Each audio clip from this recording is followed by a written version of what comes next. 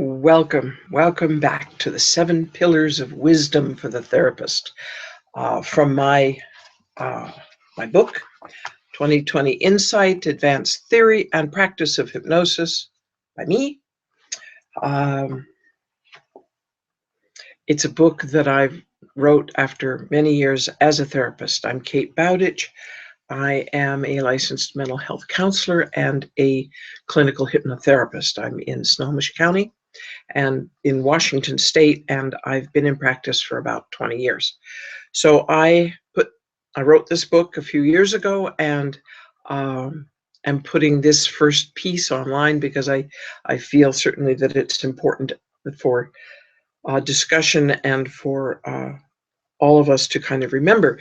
So the 7 pillars of wisdom that we've gone through, to start with, I'm just going to do a quick follow-up. 1, the client is always right.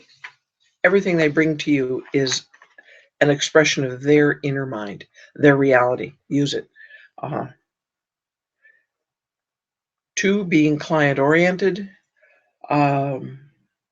Means sometimes the client can be kind of difficult to work with and go places you don't particularly want to go. It's about the client. It's not about us. Everything is usable that a client gives you. Even their resistance is part of who they are. That's part of why they're coming to see you. 4, capitalizing on the power of yes. Using yes, giving permission to express and to be.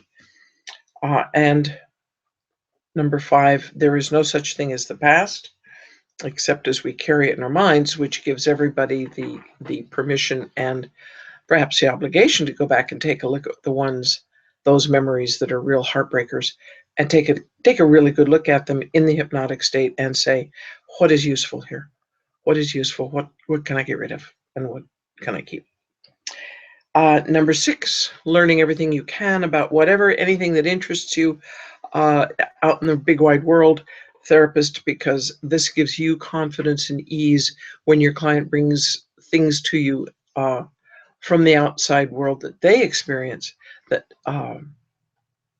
may not be about hypnosis or about counseling, but it's about their life. And so the more you know about whatever, the better and more confident you feel.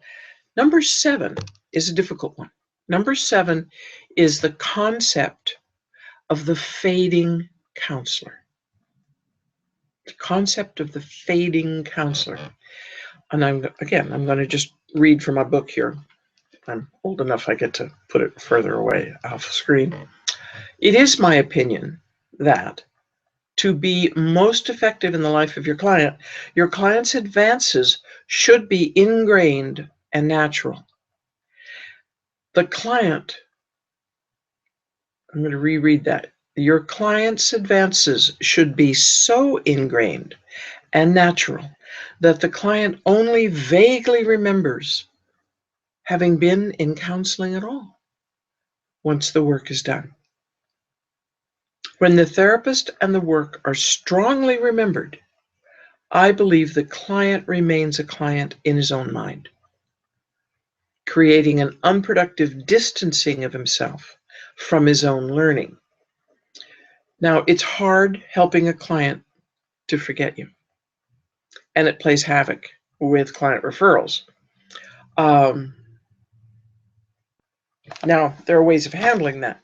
I really do believe that when the work is really done, they can't quite remember why they came to see you in the first place. And so this is difficult. So I give my clients cards on their first visit. I give them my cards, and I have a deal that that when a client refers someone to me who signs up for a 6-session unit, the client gets 1 free session. Now, I've had a lot of clients come by referral, but many clients don't take on that extra free session because they don't know what they would do with it, which is kind of nice to know.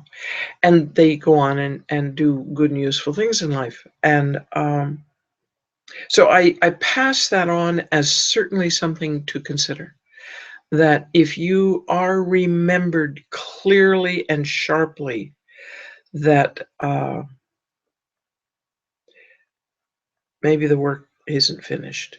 And I can tell a story on myself. At some point, I was in pretty bad disarray. My marriage was falling apart, and um, I had a business that I sort of did on the side with my.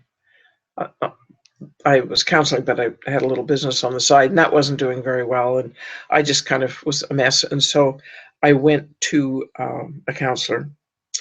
And you could have asked me when I was done if how many times I'd gone. How many times did you go, Kate? I said, well, maybe 10, about 8, 10 times.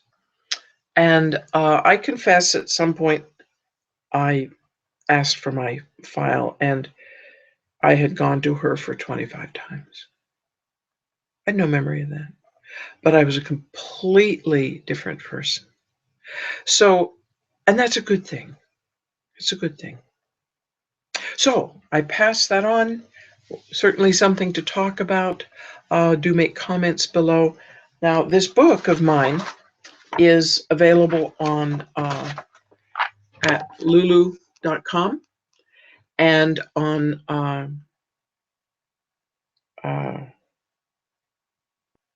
Amazon. Sorry, Amazon. So take a look. Either one of those, if you like, you definitely buy it. Come back. We will be doing more things. I may even read more from this book. I've got some other ideas of things to talk about and pursue as a therapist and for those who are not therapists. So I thank you for your attendance, and I hope I will see you again.